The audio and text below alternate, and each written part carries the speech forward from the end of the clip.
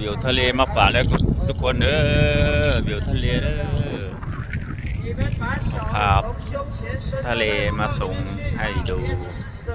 ได้ชมกันว่าเป็นแบบไหนวันนี้คืนไม่มีลมกับนิดหน่อยยังโอเคอยู่พูดทางพูนเดินชายหาดให้มันขย่างลิบ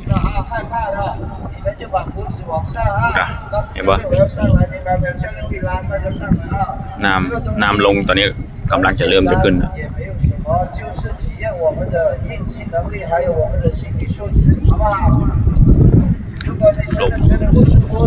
ลมแห้งจะขึ้นก็นิดหน่อย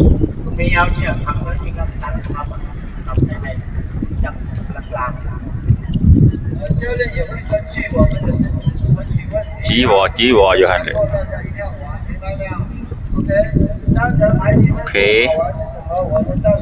จีนยังไม่โอเคอยู่เด้อใช้โอเคอยู่นะจีนกันนะโอเคไหม